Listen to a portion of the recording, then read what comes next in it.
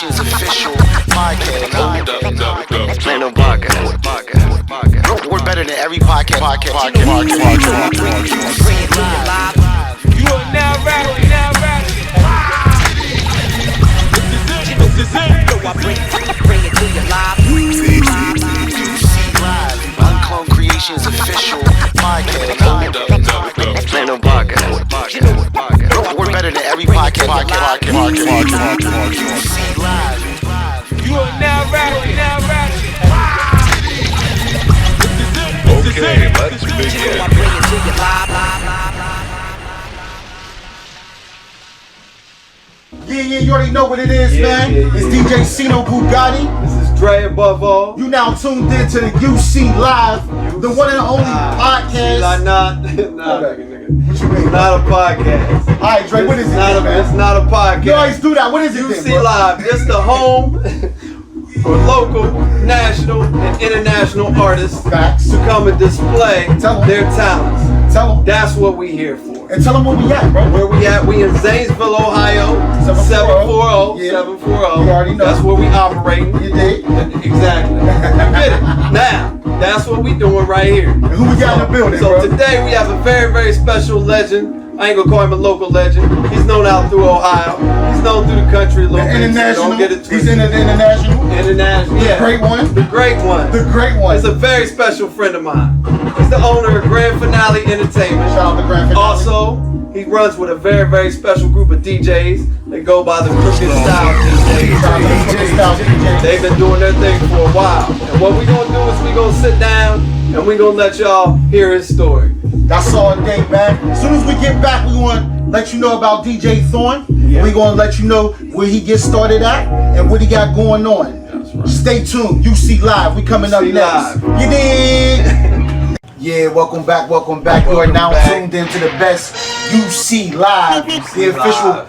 podcast. No, nigga. We ain't even gonna go there. We're not gonna go there with that. Yeah, no. What is it, Dre? Tell We the back, people. we back. This is just the home for all the artists. I've explained that to y'all. He already Y'all told know me what that. it is. Yeah. Y'all know what it is. But let's get to who we came to see. Who we came to see, bro? This is the man.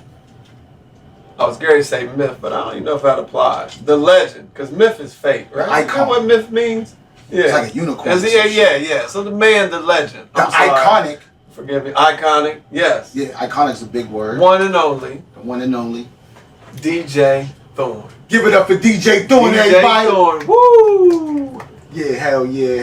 Appreciate y'all. What's up, brother? How you been, man? I've been good. Yo, I ain't gonna lie. Living. We gonna put it out here right now, bro. So when I first moved to Ohio, bro, I used to stalk your Facebook page, bro.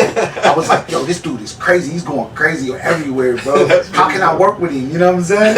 I was like, how can I work with him, bro? That wasn't Like, even my Facebook page. damn, Dummy page. that was the Finsta. I was stalking the Finsta, bro. You was stalking the wrong page. I done sent all John's music to him. Like, damn, the Finsta, bro. It was crazy. Hey, that's It's what he crazy. do. I appreciate that. That's Nah, what bro, he do, but though. I always admired your work ethic, man, and I'm just like, everything that you've been doing, bro. Like, I'm like, yo, I appreciate that because I'm new to Ohio, right?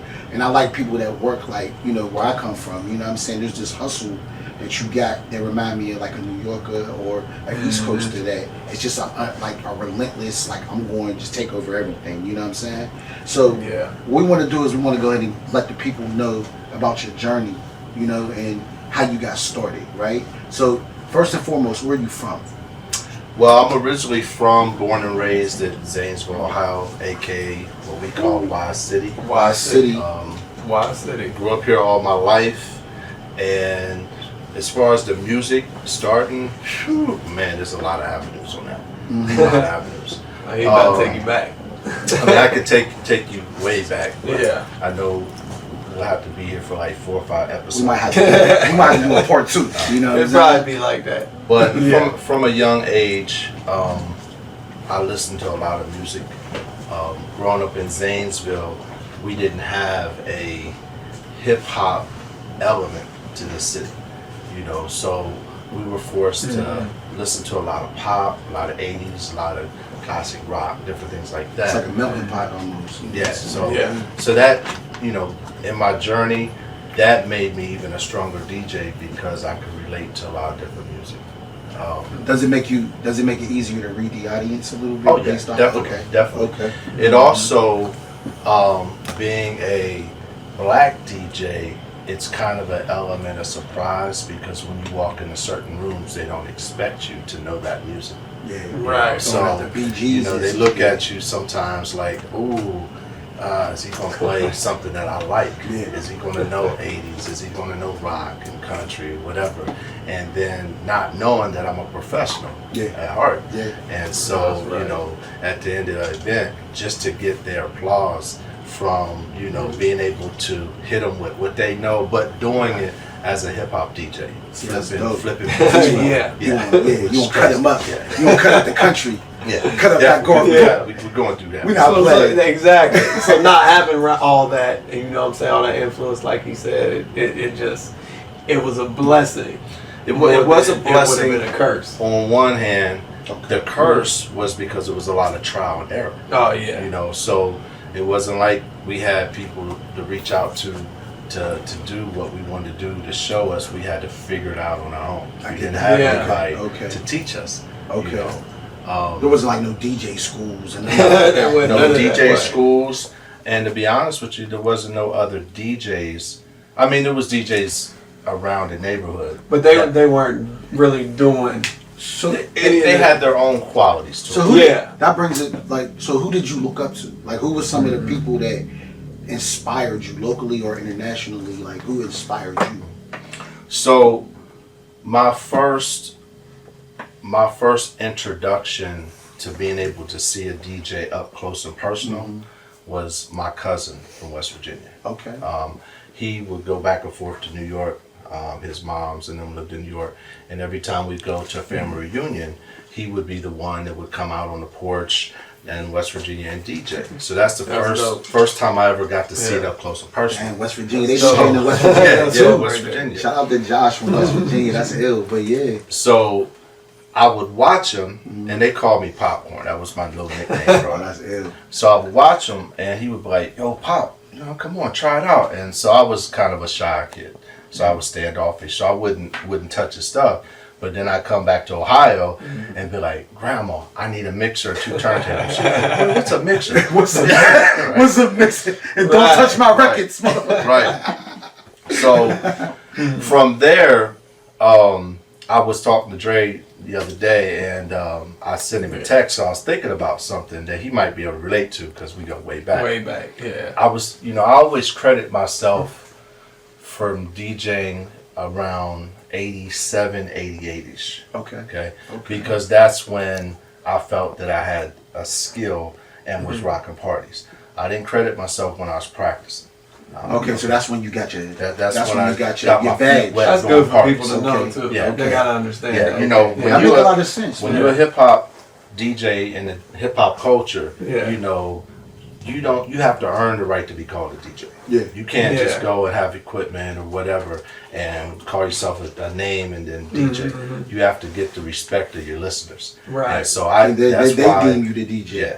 And, Okay. and then, you know, I had a lot of different names and stuff, but Thorne was such an original name that I just stuck with my real name. Okay. You know, so you never thought about like DJ Popcorn? Yeah. Popcorn. Okay. Popcorn. Pop a lot. DJ Extra Butter, motherfucker. Nah, that's dope though. That's dope though. So, as far as like, you know, when you got titled, right? During the practice period, right? How was your process, right? Like when it came to you digging in the crates, because you talking about the era where you had to lug it, right? You had to get the crates, the records. What were That's a some of the lot. first records that you Yeah. had, and what was your process of learning how to blend? So my first record, I can't remember, but I could tell you that I emulated everything that I see my cousin do. Okay. So the first records that I was introduced to where I seen a DJ rock was UTFO, Grandmaster Flash, Houdini, Planet Rock, Yeah. Run DMC. Those was my, you know, I embodied those records. So when I first bought my first records, they were UTFO records, they were Houdini records, they were stuff like that. Locally, you know, we had 2 DJs locally that I always pay homage to. Right. One gotta is do DJ Donnie from Pittsburgh. Shout out to He's from Pittsburgh, but he moved here. Okay. And the other one was DJ Sugar J. Hey, Sugar Everyone J. else knows him, Reese Jones. God rest his soul. Rest in peace, Sugar But yeah. they were. Donnie was what you would call a party rock DJ. He just had the joints. Like he had the records. You know, he broke records. He wasn't a scratcher. He wasn't a blender or nothing like that. He just played stuff that he had it first. Alright, so he was just dropping hits. Yeah, he was just dropping hits. Reese was kind of like me before me. He was the one that did the house parties. He was the one that had the equipment. He had a house party. Everything about him, you know, was just dope. You know, he had records and, you know, $2 to get in, bouncers at his basement door after hours. Okay. We used to call them Dollar House. Greenhouse on Main Street. Yeah. If you go back, people know the Greenhouse on Main Street. Classic. Gotta give a shout out to that. Classic Y City shit. That set up a lot of shit. Like Reese was legendary when it come to house parties and stuff like that. Yeah. Okay. But for those two, I wanted to be a showman. You know, I wanted to be a Jazzy Jeff. I wanted to be a mix master artist. I wanted to be able to cut and scratch and do routines and all that stuff. So you that picked up on the technical, the flipping and shit. Like, my first time scratching. No talk. Spent the night at Dre's house. Oh shit! How far y'all go back? Oh, we go back. We go back to pre-kindergarten. Yeah, that's pre-kindergarten. crazy. Yeah, that's So what now the light Dre's skin house. shit was the light skin shit is real. Real. That's real shit. That's dope as fuck. Y'all like brothers. Yeah. No, fuck that. You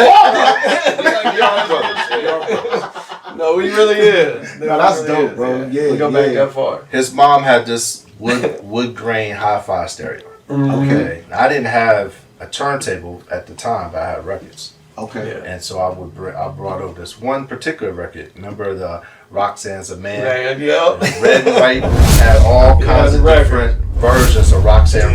Roxanne's a man. Roxanne's a doctor. Roxanne, you know. The battle shit. Yeah. The Roxanne Shantae. Oh yeah. So, Not Shantae, the UTFO Roxanne. Yeah. The real Roxanne. Oh, yeah. Okay. So we would put the record on top of the turntable, wood grain, which, you know, we didn't have no mixer or nothing. So we take the big ass knobs, silver knob, turn the volume knob up and down. That was the mixer. Yeah, that was the on and off. That was it. Isaiah, that's real hip hop. That's real shit. That's how we used to try to emulate the scratch sound. You know how just working with what we had. We ain't know no better. Messing up your mom's needles. Yeah, you know. Them 45s. Yeah. That's dope. Real shit. Yeah. That's dope. So is that where you got your feeling from? Yeah. Because you know how everything like CDJs and stuff like that. But when you was mixing over there, to me it's like second nature, right? So to me, I feel like all of that early mixing and, you know, trying to create, you take that with you now, right? Yeah. Oh yeah. Okay. Yeah. I never you know, anybody that knows me know I don't dumb myself down when I DJ. Okay. You know, it's if I dumb myself down, I'd be bored to death. Okay. You know, so I never just want to just anybody can play music. Yeah. Right? Yeah, Anybody that's fact. can turn on their I'm phone. doing that now. Let's go. Not knocking nobody. Anybody can play music. No, it's real But shit. in the hip hop culture, in DJ culture, you make music with music. Right. Okay. You turn something, make it something else, make it something else. You bring a different type of life to it. Yeah, man. Yeah. So. Yeah. That's for real. Because when he spin, bro, it's just like, it's an instrument. Yeah. You know what I'm saying? And it make you feel something different. You know what I'm saying? Like, and I think that's what's missing in the culture right now, right? Yeah. That feeling that you bring, the feeling that the DJ brings to the artist, right?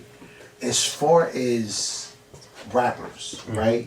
And DJs, right? Because you used to produce too, right? Yes. Okay. Let's talk about that transition. When you DJ and you started working with a lot of the artists from Zanesville, right? That feeling that you bring from DJing, what led you into production? That's a good question. The production thing, honestly, I think I was just, you know, when you DJ that way, Okay. and a lot of stuff back in the day was all breakbeat. where you know, Yeah, rock, oriented break beats and and stuff shit, like yeah. that.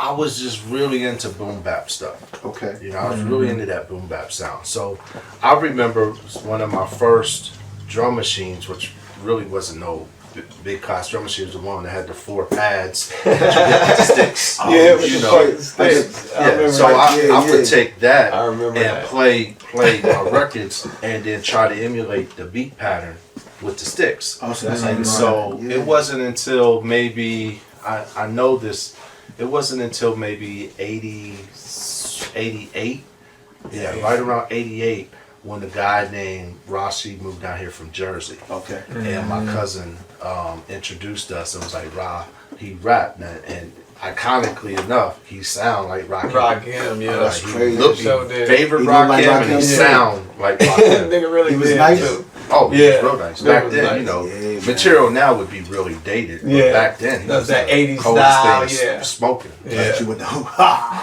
Don't stop. So us Yeah. being introduced to each other, I think kind of catapulted me into wanting to make beats. Plus I had keyboards and stuff. Like my grandmother would Yeah. buy me keyboards my whole life. So no, it's crazy. She'd buy me keyboards I couldn't play. I didn't know how to play. That is wild. I never But thought about that shit. But during you the did, though.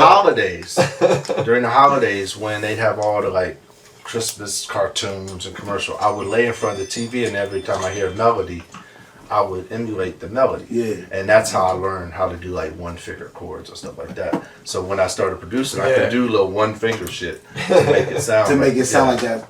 See, that's some gifted shit. Yeah, right? just picking to shit hear up. it Yeah. and be able to emulate it. That's some whole gifted shit, man, for real. It So, is. who was the first That's rapper crazy. outside of Homeboy from Jersey? What was his name? I don't know. Rushy. Rashid, right? Who was the first rapper from Zanesville that you started to like mold and like take on? I would say the first rapper that we got a lot of home inner city street buzz was me and Ryan Montez. Okay. Yeah, Rashi duly noted in the time because me and Rashi did a lot of stuff. Okay. But when Ryan came, that was that whole Locks era. Yeah. That East Coast '90s was real crazy. Yeah. Yeah. And he kind of emulated that flow. Okay. And because he emulated that flow, and because I was already into the boom bap stuff, it kind of just gelled like that. Okay. Yeah. Okay. And he was nice, though. He was nice. He was nice. Nice. Yeah. So the dopest thing that you got OGs and stuff like that, right? So we taking them through eras and stuff like that, right? The transition of DJing, right, from the party rocker, right, to the '90s, right?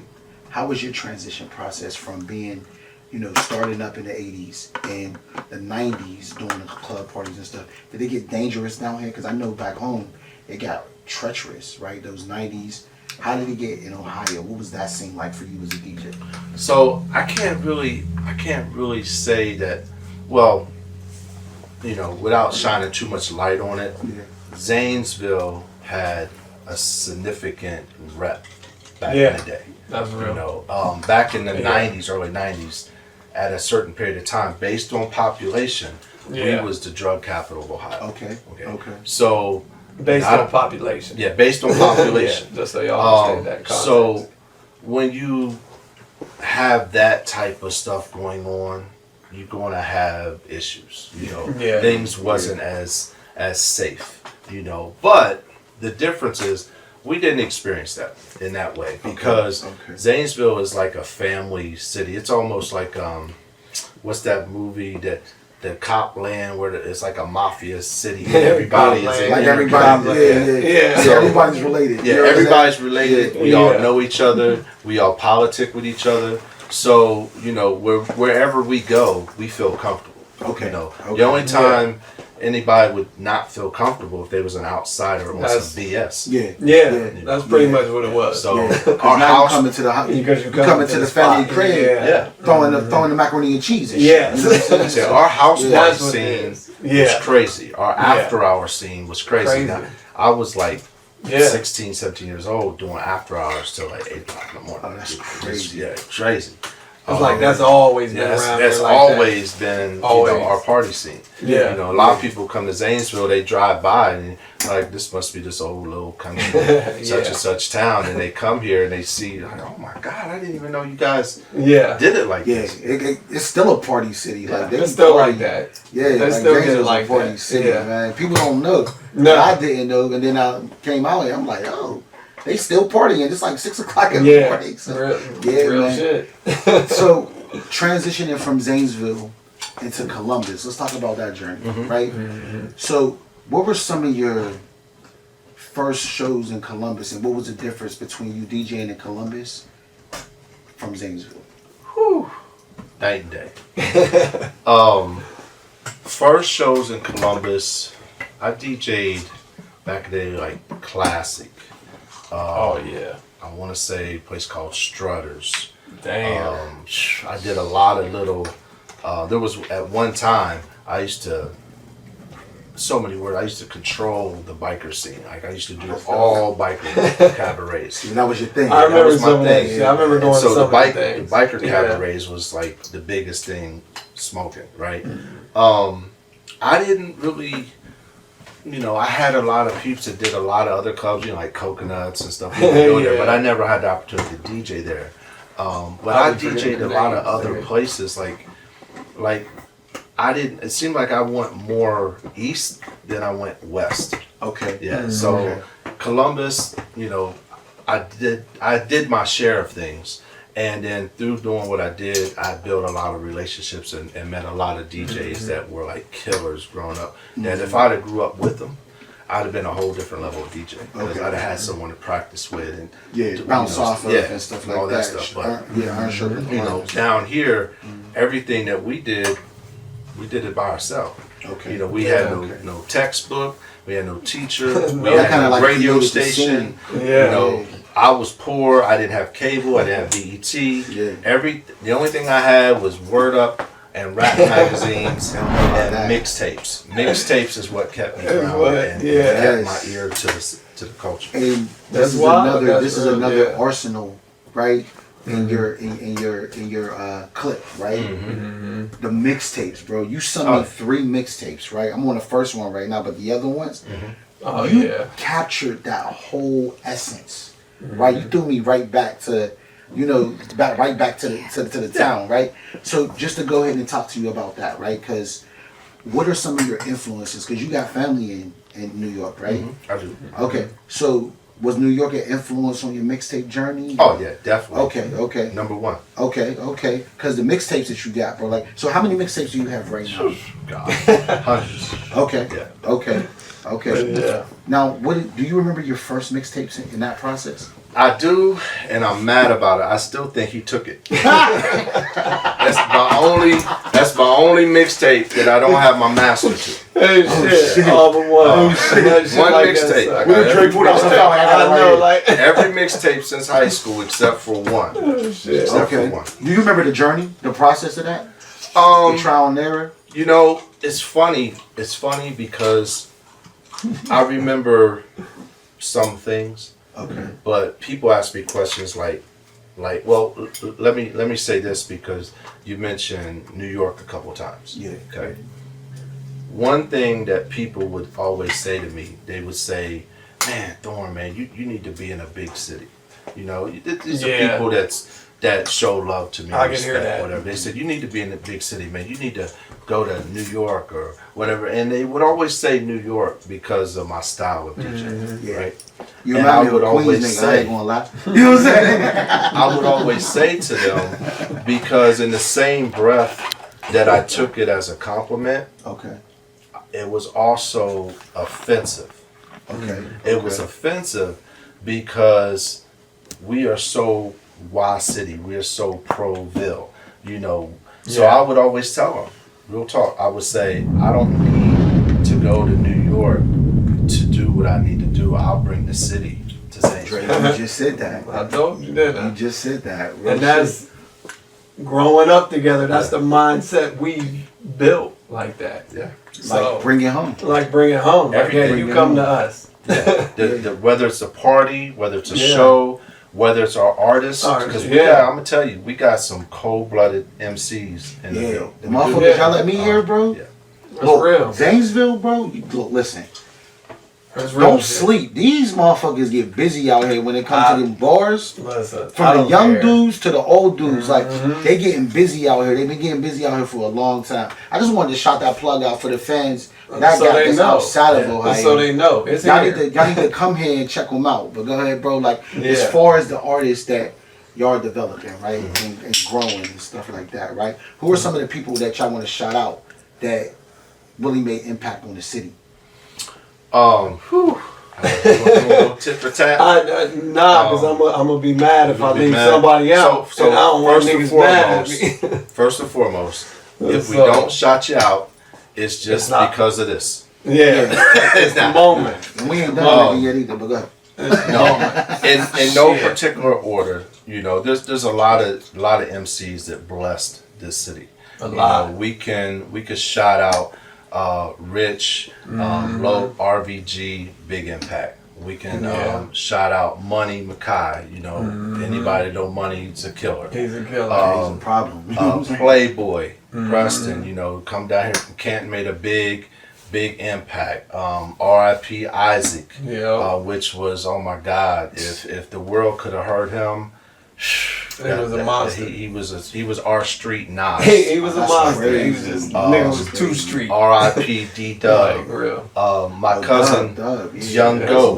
mother- yeah. My cousin Lord. Young Ghost, which is a killer. Honestly, he got a new album out, and that's doing big things. We talking about Tay? Not No. that one. Oh, okay. Morgan. Morgan. Morgan. Yeah, Okay. yeah. Okay. Yeah, he's Oh, a big Yeah. okay. Morgan. Morgan, Yeah, he's yeah. a problem too. Yeah. Devin and them, they do their thing. Not, you know, some of them I didn't work in, you know, as far as in my prime, but you know, who else? But they just been doing shit. Yeah, they carried the They've torch. been the whole time. Okay. And You know, I always got to shout out Ryan because you know he had a big impact down here for the times. That, yeah, that's you real. know, That's real shit. Um, Just some niggas do shit they shouldn't be doing. Yeah. And shit Yeah. happens. But Yeah. we ain't going to forget about him because of that shit. Beely Okay. Black. Shit, Beely Black. Beely Black. Wank. Shit. He ain't from Wank, Zanesville, he from Minnesota, but the but he baddest dude we know, Ray Valentine. Ray Valentine. Yo, his name is ill. I ain't Oh, gonna lie. God. It's like a wrestler. You know what I'm Yeah, saying? he just names this coming Ray through here. Valentine. You know what I'm saying? Yeah, Ray hit like Ray was Eminem before Eminem was popular. Oh, he was spazzing like that. Yes. White dude. Yeah. White dude Okay. with Yeah, that's real freestyle shit. bars. I've done shows with Ray and Yeah. seen him take on 20 Columbus cats from different groups in a line and just next and just freestyle battle and just knock them nice off. like Killing that. them. Yeah. Like, this is real shit. Yeah. And then you know what I'm saying, you got some younger kids even coming up. You know what I'm saying? You got fucking Drippy Global. You got him motherfucking coming up. See, that's why I get where I forget motherfuckers, so don't be mad. No, Don't you be know, we mad just at running me. them down like But yeah. yeah. But there's plenty more. And what they saying There's is there's a plenty more. scene. There's It's definitely here. a crazy scene down here, man. You know what I mean? And There's enough artists here to compete with anybody out there. I don't give a fuck what city you're in. so And you ain't gotta take that in a negative way. No, that's a I'm fact. just saying in general. look, it's like I'm just saying. Yeah, I'm just saying in general. I don't So- mean it negatively. Not to bounce around. I want to get Don't back forget Young D. Young D. Oh, yeah, That's what I'm saying. I ain't even naming people. I original, know. I'm slipping. Yeah. I'm slipping. So I wanna We got go ahead and Tay, talk we got about- I a wanna bunch of go ahead- uncloned artists. For sure. There's a I'm bunch sorry. of uncloned. My I just want fault. to plug that. John Rochelle, Yeah, uncloned. I'm sorry. Bree Lee. You know what I'm saying? See? Oh, wait, we going. Yeah, we gotta keep this Be on the lookout for on. My that man. Yeah, Yeah, remix. yeah. The remixes, The you know what I'm remix saying? is Yeah. coming. But yeah, but I definitely want to get back into the DJing aspect of everything, right? And how, because you're a party rocker. You know what I'm saying? 2 turntables in the mix. Now, how Right. hard was that to Wow. level around? Like, is it part of the process? Because I be looking at the like older DJs, and I got so much respect. My pops was a DJ, and I be like, yo. And he's like, bro, y'all got it easy. He's like, we used to have to dig through the clips, but it became a part of our memory bank, right? Like you was telling me, it was like color coded, right? Right. Like Yeah. So was that hard? Like, was it hard to, or was it just like I'm a DJ? This is what comes with it. I can't say it was hard because that's what you grew into. Okay. It would have been hard if you didn't grow into that. Yeah. Because you prepped all that shit before. I Like, learned where your I learned it album's that at. way from day one. Okay. Right. Okay. Now I will say this, and people could argue this, but there's certain muscle memory, certain reflexes that DJs from my era should have, Right. or do have. Okay. Right. And when you have those reflexes, when you know how to mix with an ear without looking at the BPM or the screen or the wave, and you know how to needle drop and catch something, you know how to release, whether it's a nudge or when you have those reflexes, the technology puts an S on your chest. It turns you to a superhero because you know how to do it in the most natural way. So embracing the technology is why, earlier when we messing around and stuff, how you're able to see me flash so quick and drop a beat on a dime and stuff like that is because I use it, but you still got them senses. I use the ear first. Yeah, you still got them senses and everything like that. And that, I was just saying, and how long does it take to get that? For The someone ear? up and coming, to get the ear. Yeah, tell me. So yeah. So How long does it take to get the what's ear, so man? crazy? That's important. What's so crazy is, if you'd asked me this question, it's a question that I don't hate it, but when people ask me, like, I don't know how to answer it. Like, no one taught me how to mix.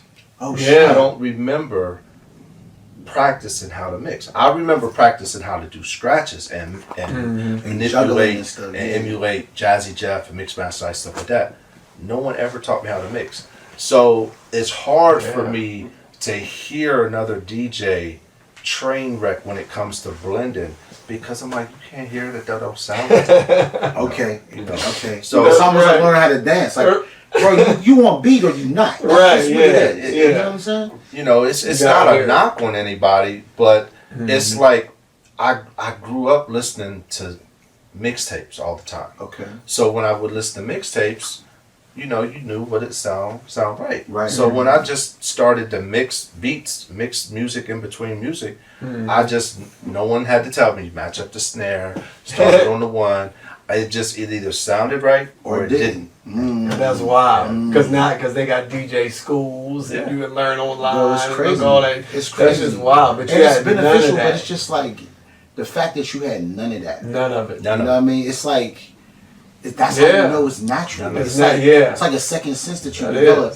And honestly, with all this fabricated shit, you know, it's just like what happens to the essence of it. And I think, do you think like that's why the old heads, motherfucking, feel the way they feel a lot of times? Oh yeah, definitely. Because now they don't have to go through anything you went through. Well, I won't say his name, but I got a brother from New York that I admire. He's one of those cats that you either love him or you hate him, but he speaks facts, right? Right. He's a killer. He's a killer on the turntables. Right. He's in Columbus or? No, he's in New York. Okay. He's in New York. But I think personally, one of the things that old heads get under their skin is the DJs that don't put in work, but get all the popularity or get all the clout. They want all the clout. They don't put in the work. You got to do things to get yourself popular. You got to do things to get your name out there. Right. But if you're going to put DJ in front of your name, and that DJ in front of your name is your MO, that's whatever. Yeah. Then you need to do what you need to do, especially if you appreciate and honor the culture that you're in. Right. If you're not trying to be a hip hop DJ or be in that culture, then hey, the definition of DJ is just playing or breaking a new song and for your audience, playing music for an audience. Yeah. Right. And which by definition, the first time I ever DJ'd, I was in 4th grade. That's when you actually practice. Damn. See if you Is that when you was fucking up the needles? Yeah, see if you remember this. 4th grade, 3rd, 4th grade, Michael Jackson released, when I was in 3rd, 4th grade, he released the Thriller album. Damn. Okay, that was like So what's that, 82, 83. 83? Yeah, nigga. That's Something a like while that. ago. Yeah. You trying to date niggas again? Niggas gonna stop dating niggas. My grandmother, Dre's 32. my grandmother bought me a boom box, and I took the boom box to school Damn. for show and tell. And on recess in grade school, I was out on the playground playing the Michael Jackson tape. Because Dre tell you, I had all the tapes. He had all the I- tapes. I He was did. the one that always had tapes. So we just want to explain what the Always. tape He is always to had that grandmother shit. without playing That's real games. shit. He always had that shit. So Yeah, I the was tapes. playing Billie Jean, I was playing PYT and all that stuff, and all the girls on the playground sat around me at the merry-go-round while I was playing. Yeah, that's He got his friends early from the. I wasn't thinking about being a DJ, but when I look back, I'm like, damn, that might have been an inspiration. That was it right Yeah. there. That shit. That That's was real it. shit. It was in him. Nigga, that far. It was in him. Yeah. For real. The PYT. PYT. The Can't go wrong. PYT. Yeah, it had him on the deck. Definitely. Oh shit. Get off the hopscotch. Right. Come listen to this boombox. You know what I'm saying? That was a big red merry-go-round in McIntyre. What'd you say? We had a big giant merry-go-round in McIntyre. Guess who was Damn. rocking it? Come see DJ Thorne at the merry-go-round. Right. You know what I'm saying? I got all the free That's when you was hot still chocolate. popcorn. That's Yeah. when that nigga That was was still still popcorn. I'm still popcorn. Okay. So Wow. let's talk about challenges, Popcorn. right? Popcorn. Let's talk about struggles and challenges and obstacles that you may have faced in your career, right? What are some of the most difficult things that you had to overcome as a DJ? One thing, there's a few. One thing is in this city, trying to be something that you couldn't look out anywhere and see someone like yourself. Oh, okay. Okay. Everything that we Yeah. did, even growing up through school, Yeah, there's no that's DJs everything, like yeah. us. You know, with all due respect to Donnie and Reese, but trying to inspire to be greater than them, you didn't see nobody like that. I see what you said. Our radio stations was so dated. They didn't Yeah. play. They might have played. You might have caught an Earth, Wind and Fire song every once in a while, something like that. You definitely heard Phil Collins and stuff like that. All But the you 80s. didn't hear no hip hop stuff. You didn't hear that was no good. underground R&B stuff. For me, I didn't hear that unless I got a mixtape, or I went and visited my family out of town, or Donnie, because Yeah. Donnie being from Pittsburgh, Stediford's record store, Stediford's record store. He would go back and forth to Pittsburgh and get gems and bring them here and play for the pool parties and stuff. So a lot of times we'd hear it first through him. Okay. So that was the biggest It was challenge. all like physical. Unless Yeah. someone had a physical copy, you didn't hear it. Like in that sense. So they had to bring it to you. They had to bring it to you, yeah. Like, I grew up, my grandmother raised me, so we didn't have a lot of money. I didn't feel like I was poor. Had all the love in the world. I had some. yeah. But when it come to certain things, like we didn't have cable. Like I didn't get like HBO or listen.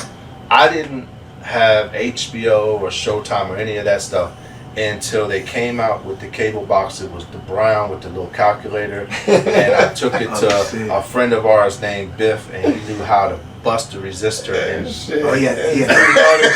You had that shit. yes. He's like, come on, I got That- you, bro. Get but the you fuzzy, know, that's get real, the fuzzy, nigga. get the fuzzy You know porno and something?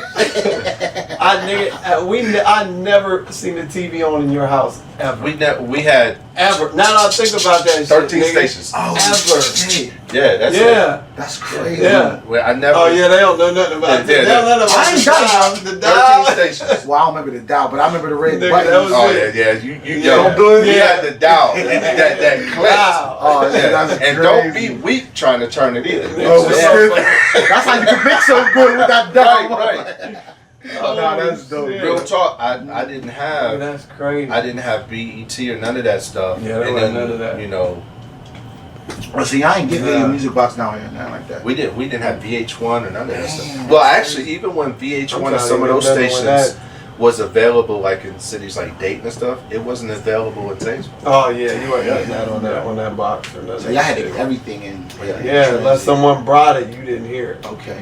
And I think that was a blessing. I think We have one for us musically, me and Yeah, him. because I could hear the other shit. Yeah. We have one record store here that I can remember, which was our CD and tape outlet, which was up beside Sun TV outlet. That's where I first started buying Damn, my I'm trying records to think if I locally. remember And it that. was it didn't last but like a year or something. Damn, that's crazy. Yeah. So that was like a hindrance for you. Yeah, when it so came I to would that. I would travel. I'd pay my friends to drive me to Columbus, sometimes Detroit, Pittsburgh, every other week or so, just to buy records. Just to get your records on and stuff. Damn, like and that. how's that make you feel now? Because all you gotta do is go online and download. What the fuck? So that's the benefit. How does that feel? That is the benefit. That Now is why I yeah. feel like y'all was popping. Niggas to do, yeah. That's Niggas the other to benefit drive. of technology because before 10 crates was my limit. Once you get past 10, then you're like, oh man, That's a you lot gotta of fucking crates. pull records out, you know. Back in the day, DJing, all the DJs was diesel.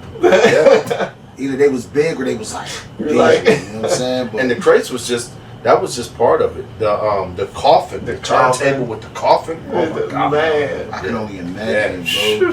the 19-inch mixer with the coffin, the two handles. You know, we Nigga, that small kids. Yeah, That's right. work. Yeah. That's And I really lived on a work. hill, so I had to go up Yeah. steps, 2 flights of steps too. That shit was a workout. Yeah, Fuck it's playing crazy. basketball. I'm It's taking DJing. That Yo, was crazy. so where did you start DJing at? Like, what was your first major city outside of Columbus that you DJ'd at? Was it Cleveland? First major city. Yeah, I always wanted to know that too. Wow. Yeah. I'm a little different with of course these I questions. DJed Yeah, I'll first. say you good with that. You good. First, you mean first, as in Uno first. Honestly, I would say the first city that I went to outside of here had to been family stuff. One of the first times I DJ'd out of state, West Virginia, I was young. I don't remember how young, but I was pretty young. And it's funny, growing up as a kid, all my family, when we would have reunions when we go to West Virginia, because the family would come from DC and New York and stuff like that, they would always talk about this nightclub called Carlisle. And it was a Jamaican club, or a Jamaican-owned club.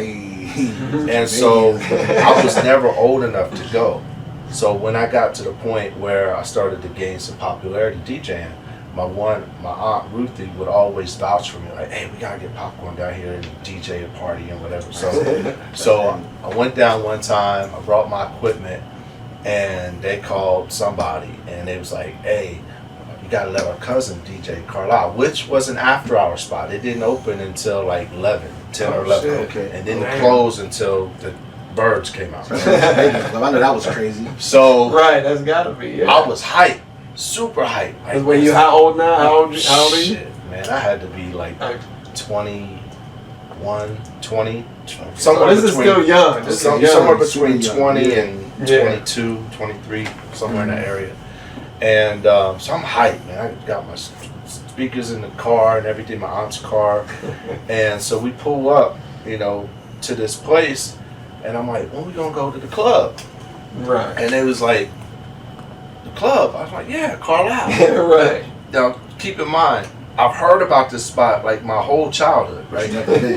So it just seems big as hell. Okay. Right? Yeah, Right. yeah. So we get to the spot, and it's this old rundown house. It's like the Clampets, and it was like, we at the club. Yeah. I'm like, this the club? So This get Carlisle? out. Right. But, yeah, but we're in the mountain. We're in West Virginia. Okay. shit. We up in the hills, right? So That's crazy. I That's remember crazy. shutting the club down that night. I remember doing my thing, and I can't remember like all the little details, but I do remember when I walked in the door of this place, the entire house was gutted out. It had like no walls, like they shit. had cut out everything. So they took this house, made it like an empty place, built a bar, and that was the Right. nightclub. That's hard. That's actually That's hard. wild. That's Ghetto a dope is ass ghetto. idea. That's It what it is. is. Fuck. But that's all they had. They have down shoes there. on? I rocked that bitch till like 6, 7 in the morning. Kill that shit. Killed that shit. Yeah. Carlisle. Damn. Shout out to whoever owned Carlisle. Yeah. There's a few. I heard There's a it few burnt girls. down. That's Anyway. Oh, crazy. did it burn down? Yeah. That's crazy as hell. Now that's lit. They dropped the What blunt. part? So you went. They dropped the blunt. They dropped the blunt. Pick up the blunt. Hang in the middle of the bar. Oh, So you went from that, or you got to that, but where was your regular place that you first started when you was fucking younger? So my first. Oh, like a residency. Yeah. Kind of like, yeah. My first. Using big words, nigga. Yeah, I can spell it too. Club experience was the Blockhouse. Okay. The Blockhouse was our legendary spot. The Blockhouse was legendary. Blockhouse. That's what you get. Yeah. I was That's your mixtape too, right? Yeah. Okay. I dedicated a mixtape to the Blockhouse just to show love. Okay. That's If I could tell you the story of the Blockhouse, up until a certain time, no one really seen me DJ out. All my friends would come to my house, go to the bedroom, and watch me practice. Little ass room. Yeah, little. The room Might have been as big as about the as big as fuckers. this. Oh, that's crazy. So it was a twin bed and nothing but DJ. Everybody was in that one. Yeah, a little aisleway like this. That's dope as fuck. But that's all I would do. I would go to school, come home, do my homework, and just practice. Yeah. One day I went to school. I probably was like a junior, because I was thinking about this timeline. So I had to be going into a junior or something like that. And all the kids, all my peers come up to me. It's like, Thorne, man, you DJing the Blockhouse this weekend. I'm like, man, you're not old enough to get in the Blockhouse. Yeah. Right? It's like, man, your name is on the billboard, the Blockhouse. I'm like, man, there. get out of here, right? So all day long, everybody kept coming up to me like, Thorne, man, you did the Blockhouse, right? So school let out. As soon as it let out, got my backpack, and I jetted down to the Blockhouse. Just to see. Yeah. And I get out in front of the building, I look up, and if you look at my mixtape, you'll see DJ Thorne. That's actually what it said, kind of, except it said DJ Thor. This weekend, such and such, featuring DJ Thor. And I'm like, Who the fuck is DJ Thor? maybe there's a DJ Thor, and they just thought it was me. So our family, our grandparents and stuff, they went in the bars. They would take us with them. We sat on the stool. They give us a soda, bag of chips, and they do their thing. Yeah, that's how it was back in the day. People in the bar, they knew me. They knew my grandfather and stuff. So I go over to the U-Bar, and so the U-Bar, was the U-Bar still there? Same Yeah, U-Bar, yeah. Oh shit, that's crazy. So the U-Bar, and it was an old, she wasn't old at the time, but she was a Korean lady, Thai lady named Taka. Very feisty. And I go in, I'm like, Taka knew me. And I said, hey, it's the guy that owns the Blockhouse here. And she's like, oh, you talking about Eric? I'm like, yeah. And I'm like, Mr. Jones. And she's like, yeah, he's right there. So Eric's a big man, big man. So I walk over to him, and I'm like, I said, are you Mr. Jones? And he was like, yeah, young man, what can I do for you?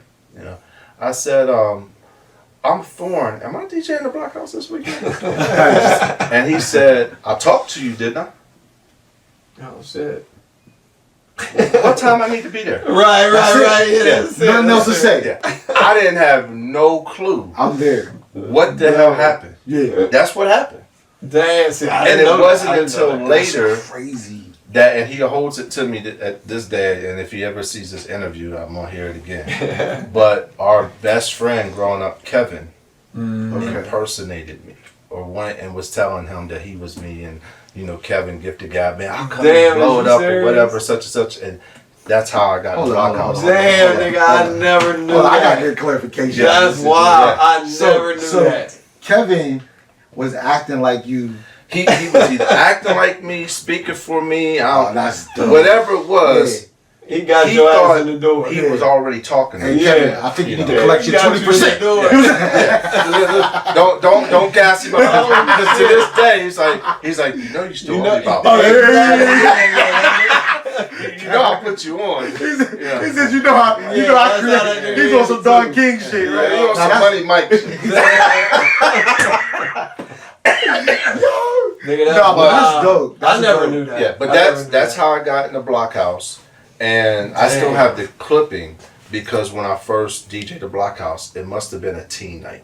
because they had a newspaper clipping that I still have to this day from that teen night. Oh, that's and then dope. after I DJ'd that teen night, my popularity grew. So Eric put me in the DJ booth, and he had like mirror up on the window, so like I could see out, you couldn't see me. So I was told to tell people, like, if 5 ever came in and there was a situation or a drug bust, just to stay in the booth, and if they said anything to me, tell them that I was his nephew and I was just there playing music. And so I stayed in the booth clear until throughout high school. High school, and it wasn't until they had these quote unquote professional DJs to come down there to feature for a night that it opened my eyes to a whole different thing, and that was like a pivotal point in my career. Okay. Yeah, because they had changed the name around that time. He came to me. This was right before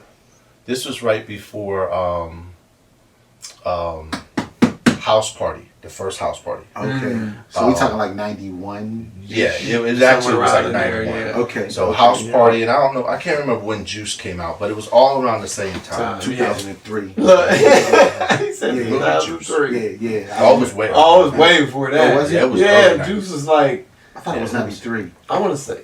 Comment below if you remember the title when Juice came out. And subscribe to the page, you see live. Yeah. So Eric come up to me, he said, "Hey, and this also this is how I do business too, because I've been groomed to do business a certain way." Yeah. So Eric came up to me and he was like, "Hey, I'm gonna bring in these professional DJs once a month or every other month just to add something different." Okay. Right. And it offended me. I'm like, professional? Like, who's more professional? So, and they were named Chapter 1, was shout out to Avery. They're my guys. I look up to them. And actually, when I did the Blockhouse mixtape, I made sure that Avery and them gave me a shout out on the mixtape. That's dope, bro. The way you pay the homage is crazy. Yeah, definitely. Yeah. That's like the genesis, like the beginning. Yeah. You know what I'm saying? But 1992. Yeah, 92. Yeah. So, okay. So the night that Chapter 1 come to the Blockhouse, and Chapter 1's from DC, so they played the hip hop, they played like go-go, they was in the go-go and stuff like that. Right. I go to the block, and I remember they pulled up in this big ass stretch van. They pulled out these big Sherwin Vega Earthquake subs, sound system was banging, and so I stayed there that night. They DJ'd on stage. So I was in the booth, like a little booth. They was on stage, and man, listen, Avery was on the 1s and 2s. His brother had the little Bobby Brown, my prerogative headset. Oh shit! So he was out in the he had the big. Yeah, he had the headset, dancing around.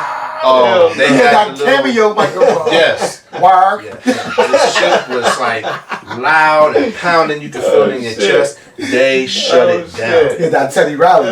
They shut it down. They went crazy. Yeah. Did he have a keytar? It was crazy.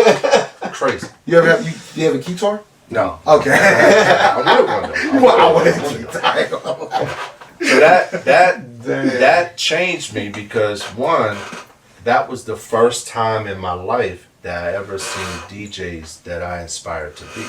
Right. DJs that like rock. Okay. Like it was a show. Up in close person. Show, huh? Yeah. That put on a show. Okay. So I was like, man.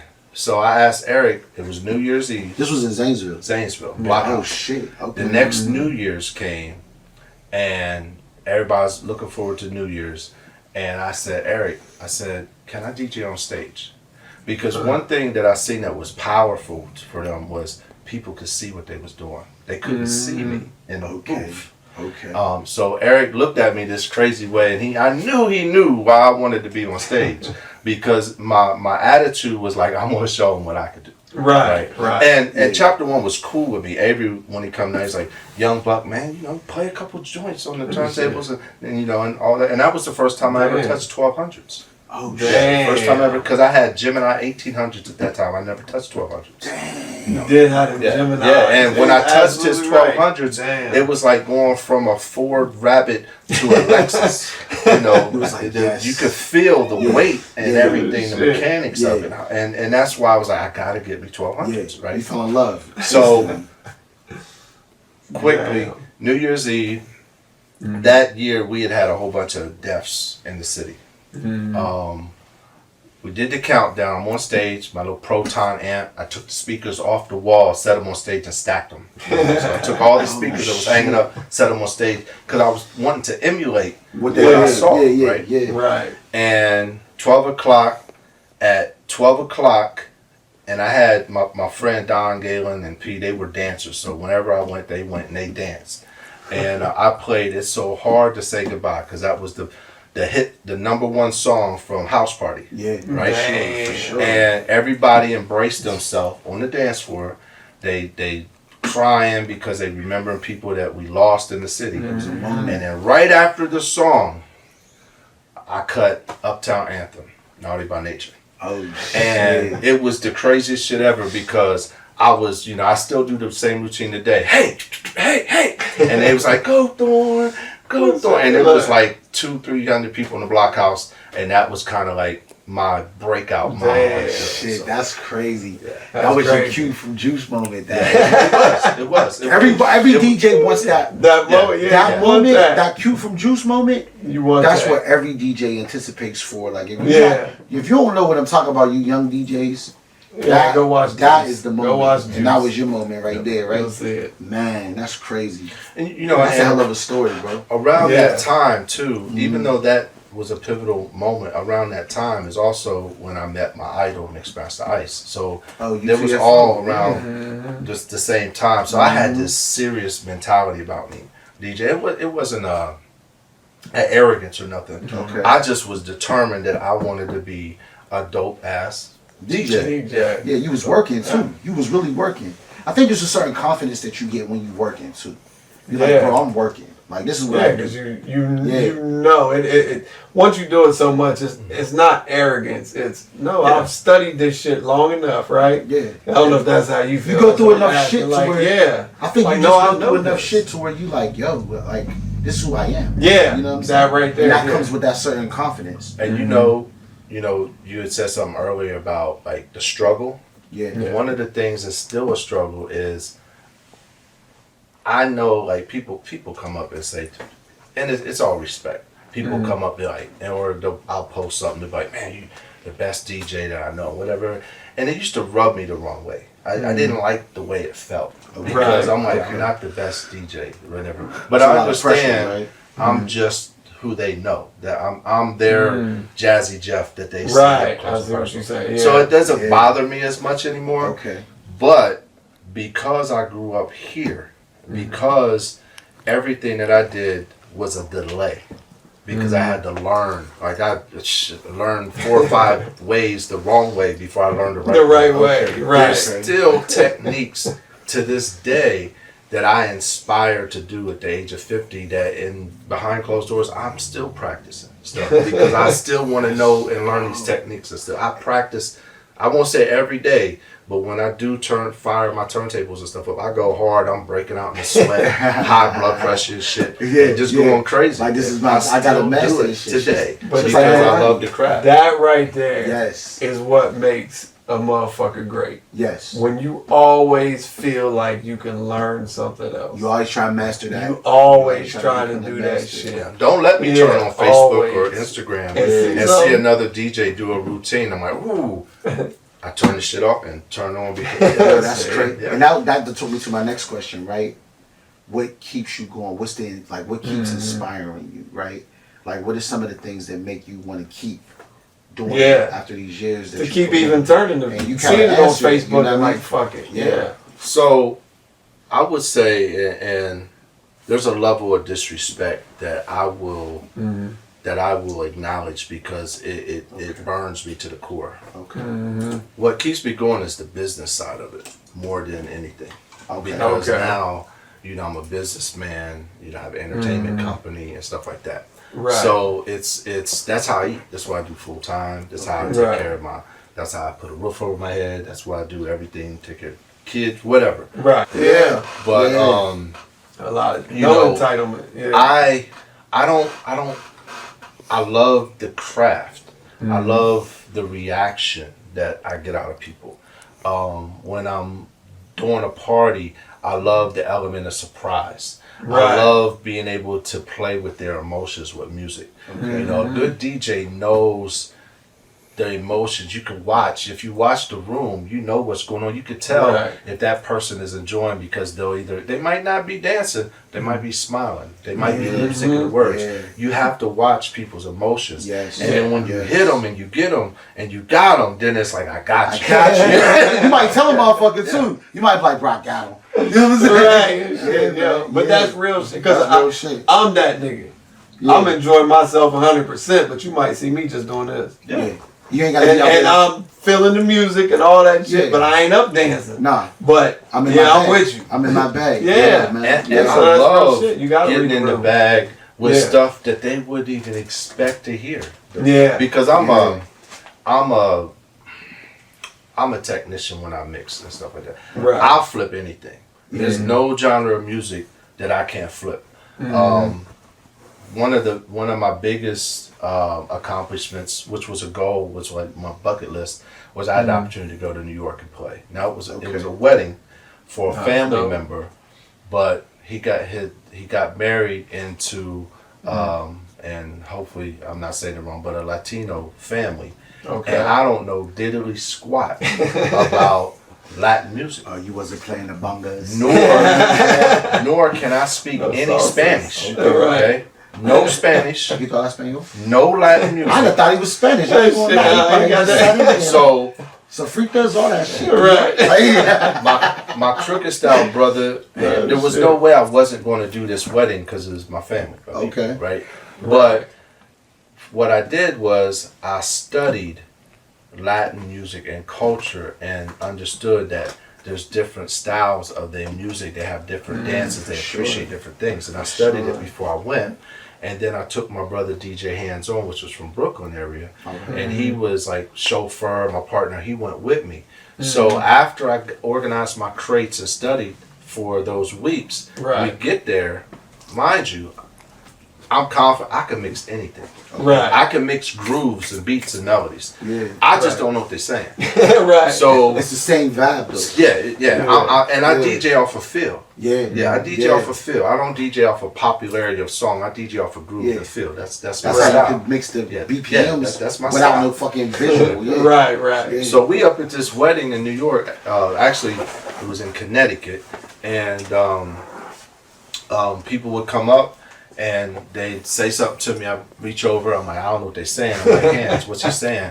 And he's like, he wants you, asked if you could play something like Buchacha or something. I'm like, name an artist that sings like that. And he was like, play some Don. I was like, okay. So I pulled that. So I'm already mixing stuff. So I'm listening to groove. I don't know what is popular to them. I just found something that fit my groove. Man, I killed that. Body At the end of the night, people coming to me like, "Where you from? Ohio? Wait, you from Ohio? Right, Come all the way down here from Ohio?" Yeah, killed that shit. Murdered that wedding. Fucking and got it all on video. I love it. Yeah. Oh, it's on video too? Because at that time, I hated doing weddings.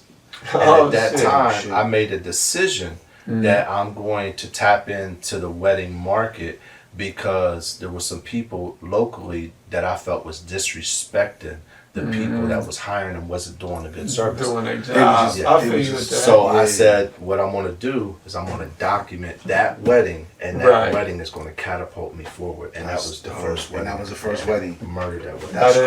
That is. And now you're the wedding guy there. And still don't know an ounce of Spanish. I still don't. Yeah, my crate is long too. My crate is long. He's like all this Spanish music he's talking about. It's all broken down in categories, just so I know. So, go ahead. I'm sorry. Go ahead. So if there was anywhere on the planet you would love to DJ, do you have that place where you'd be like, okay, if I'm gonna go here one time, I want to go there. Yeah. And fucking DJ. Where is that? A park jam in New York.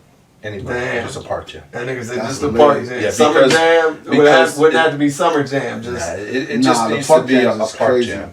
Damn. In their element, Yeah, bro. because that's the rawest, in my opinion, and what I know, that's the rawest form of, you know, where some of the culture came from. And even if some of the DJs would body me in that element, you know, I would go there and I would show out what I do. And that would kind of like I love that. solidify what I love it. That's You it. gonna have a lot of people, That's and the you gonna have a lot of definition people shaking their hip-hop right fucking there. boots though. Like you come to Let me go Dykeman, back here. he come to Dykeman, or he Yeah. go to the Bronx, like High Bridge or something, do like one of That's the block real parties. shit. But you can't, Yeah. you just Yeah, can't you go lit. there. Well, you can't just pull up now. I know some killers up there. Now this is Yeah. not I can't. Yeah. You know, before I go there, I'm gonna turn off the phone and everything for a couple weeks, and I'm gonna, you know, polish my game up. Yo, DJ Finesse, I want you to come down here, and I'm calling it out. Right, A right. battle between you and Thorne. Yeah, right, DJ right. Finesse from Philly. Finesse. We gonna set it up. That's my guy. We gonna set it up. A battle between That's you a and Thorne. dope-ass thing. Let's do it. We're gonna make that happen. We're gonna make that happen. Let's make it That all happen. sound like About fun. That's good. $500 pot. Is that low? No, no, I don't know. Yeah, that's a little low. Is that low? Monopoly. It's a little bigger. $550 pot. Monopoly money. Monopoly money. We doing this shit strictly for bragging rights. That's Monopoly. it. That's all. Just for the He fucking said fun that. of He was it. like, pot. He said,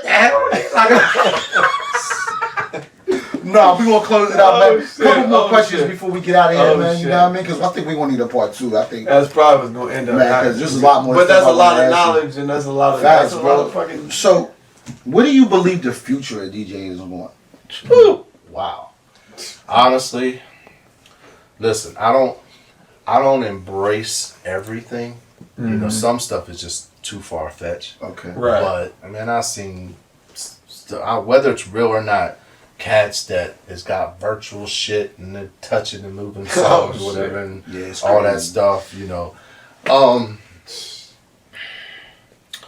that's really a hard question because the art of DJing, you know, I honestly vinyl and, you know, 2 turntables and a mixer has made a really big comeback. It is. Okay. Yeah. My son's shopping for vinyl right now. He's 16. That's all he do is go shop for vinyl. I don't remember. Yeah, Yeah. I'd have to look it up on Google. But last year, vinyl beat out CD and every other media sale except for I just like seen streaming that. and stuff like I that. just seen that. And that's because there's a lot of young cats, college cats.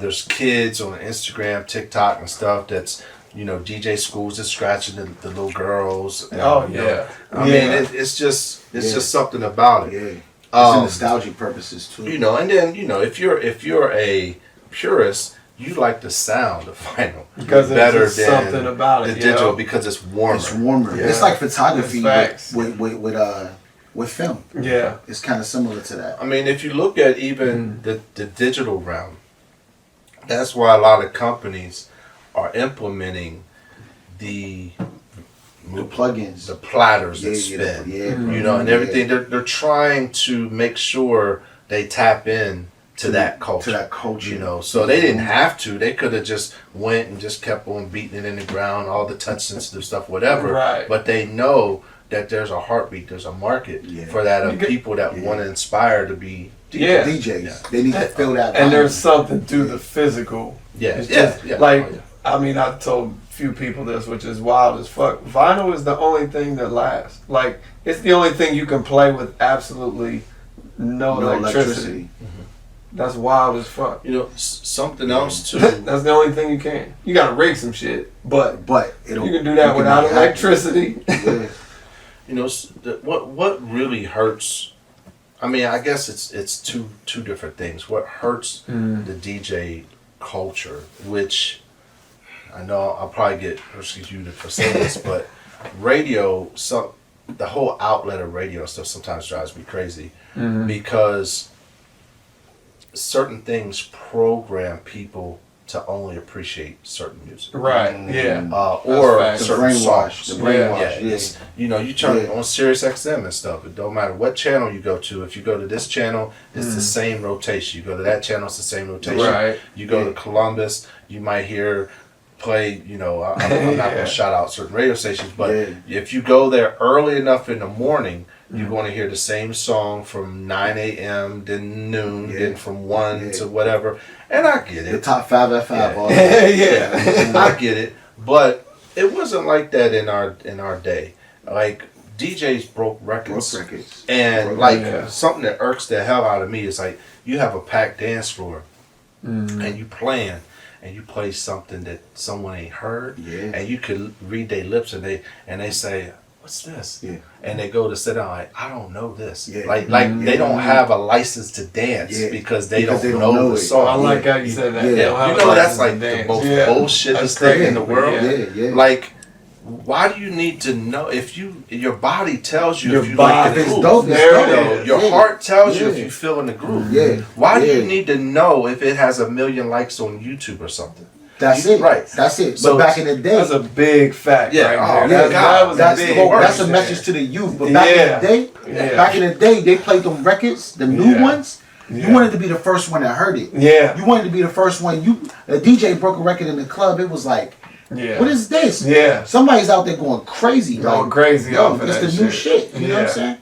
One of the That's most real. humblest and greatest compliments that I got, my partner DJ Prime, my brother and love him. We was doing a show, and you know when you're a DJ and you do a show and you go to another city, as soon as you get in, you know, within the city radio station, you turn the radio station on in the car because you want to hear what they're listening to. Yeah. You want to get an idea of what they listen to.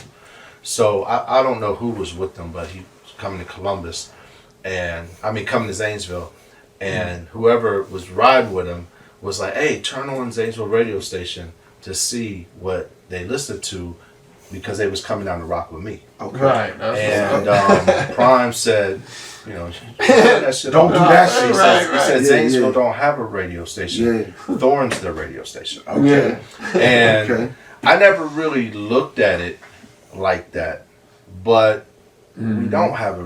When I played in the U Bar, the Blockhouse, or parties or whatever, I had total freedom to do whatever I wanted to do. Yeah. You know, and whatever I wanted to play, I play.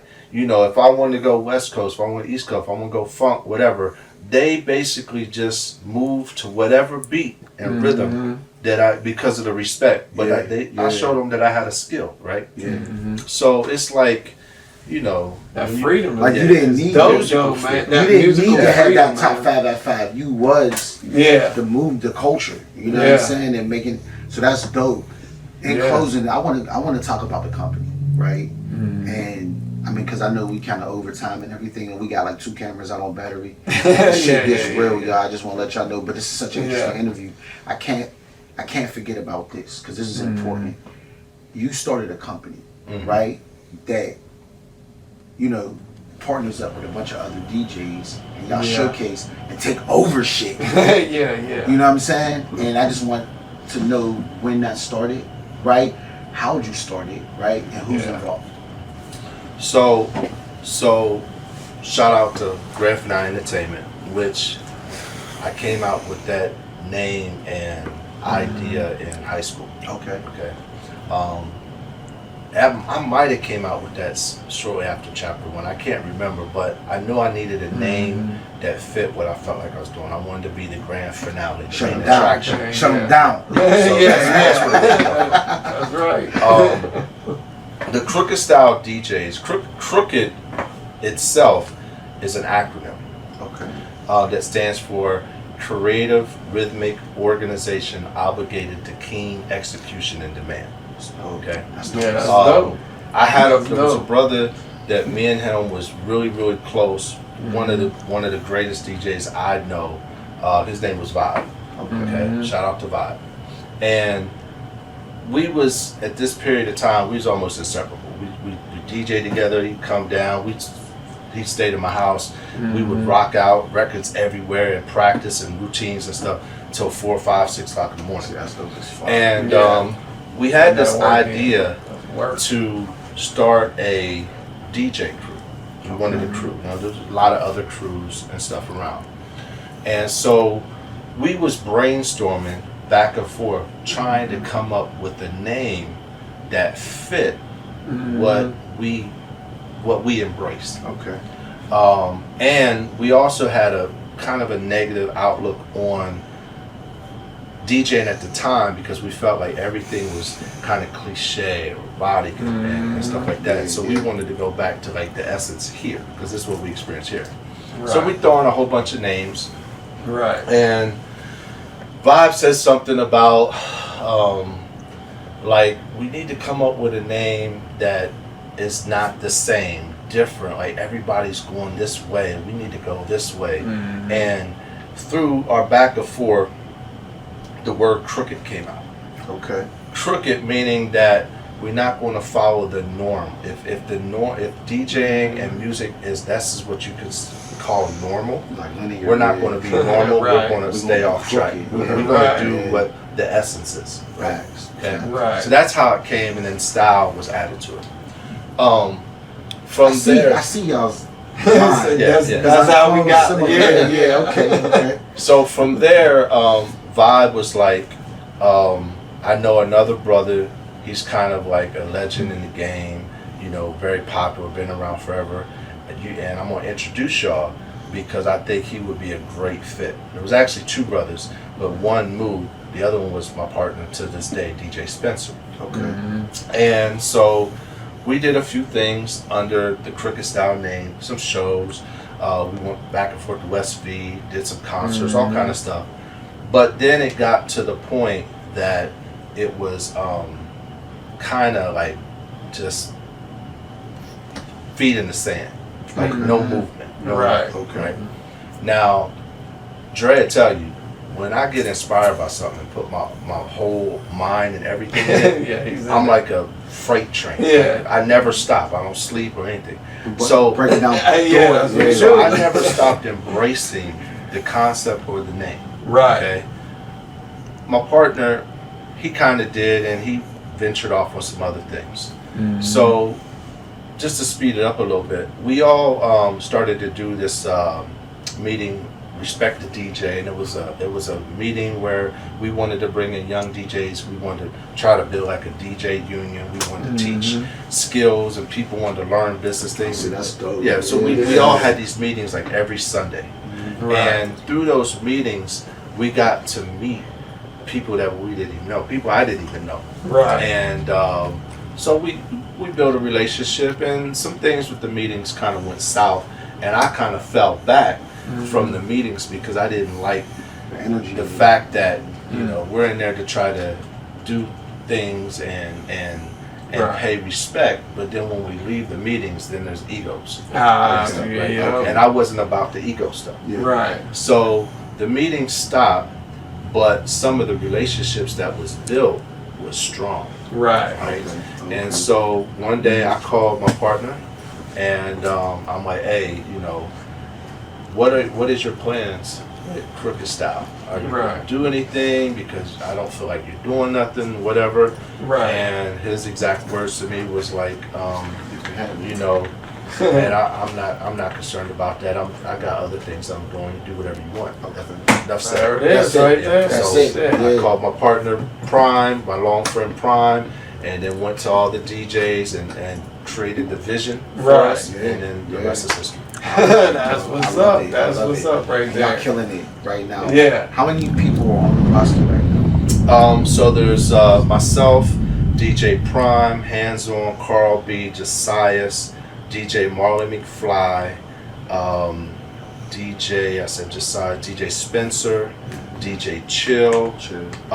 We have some, and hopefully I don't forget DJ for high DJ Quick, which is doing big things. We have some honoraries that was a part of the crew that had went different ways. Gary Lee, our man DJ DeWhite. We have DJ Tall Paul, and the legendary Mixmaster Ice is also one of our. Oh shit! Shout out to Harlem in the building. Mixmaster Ice, man. And look, everybody's welcome to come to UC Live to tell your story, man, for real. So You know, we appreciate y'all for everything that y'all do. You know, and you know, we want y'all to come to the show so we can go and get stories from y'all. Definitely.